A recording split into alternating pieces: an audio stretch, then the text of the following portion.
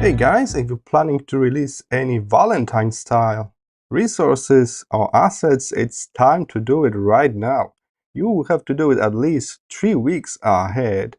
So that's what I'm working on right now. I prepare some heart shapes to share with you guys. As you can see, I got 8 of them. We are very lucky here in Affinity Designer version 2 because there's a dedicated tool, as you can see here on this long shape tool list. There's a dedicated shape tool here for just drawing hearts. That's quite unique, I would say. It's not very common among those vector apps to have just tool for the heart shape, but we got one here, and you can even use this orange control point to modify the heart shape as well. Other thing we can do is to flip the fill color with the stroke color and then use the stroke as the heart shape. As you can see, I apply some messy pressure here, so you can play with the pressure as well. And if you want to take it even forward, you can turn this stroke into a shape. So to do that, you will need to expand this stroke. So we go here to the layer panel and we convert this stroke to the shape by clicking expand stroke. And here it is. Now this stroke is the actual shape that we can modify. With the node tool, we can do some creative stuff with that as well. All right, so that's good stuff. I already prepared 8 of them. And by the way, if you're working on PNG set or SVG set, it's a good practice to switch off the backdrop color. So how we can do that? That's a very simple thing. Let's just press document setup, and in color, be sure you turn on the transparent backdrop. It will be a bit easier for other Affinity users to export PNGs with transparent backdrop. Alright, this time I'm giving you this Affinity file, PNG file, and SVG file. So there's no asset file. Let's make the asset file ourselves. So how can we create a native asset file for Affinity Designer? It's not only for Designer, actually. You can use that in Affinity Photo and Publisher as well.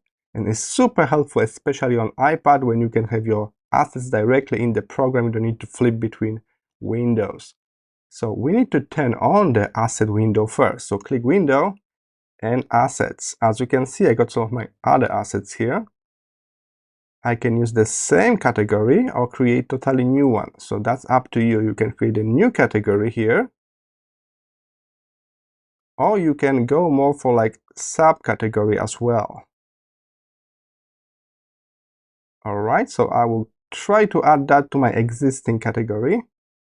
Or you know what, let's make a new one so you can see the process. The process is rather simple. You make a category and then you type the name.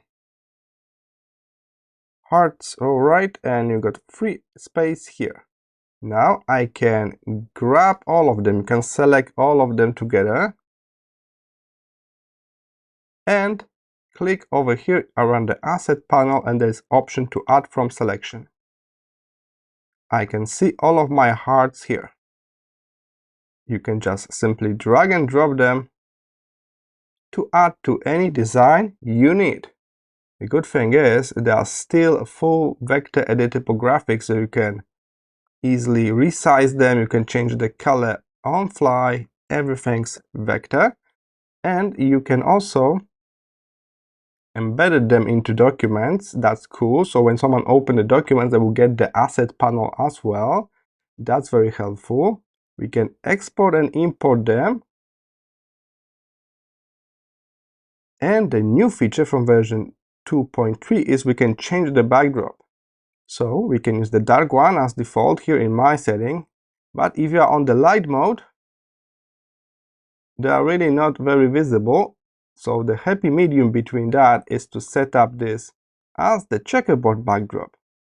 Alright, so this way we can see the exact transparency in each clip art. So that's nice. Alright, and like always, I will drop a link to my Gumroad so you can download this for free. If you want this for free, just put the $0 as the price. If you want to include some small tip, that's up to you. Thank you for today, and I will see you in the next video.